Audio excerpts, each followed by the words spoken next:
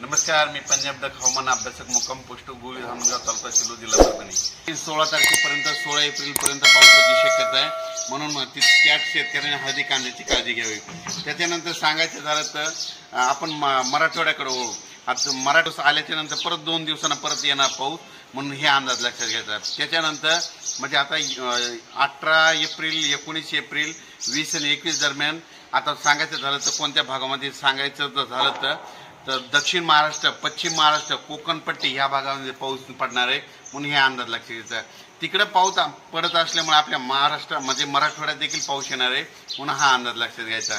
राज्यात एकंदरीत परिस्थिती बघितली तर राज्यामध्ये आता 21 एप्रिलचा पाऊस हा दक्षिण महाराष्ट्र, पश्चिम महाराष्ट्र आणि कोकण पट्टीमध्ये जास्त पडणार आहे, म्हणून हे अंदाज लक्षात घ्यायचा।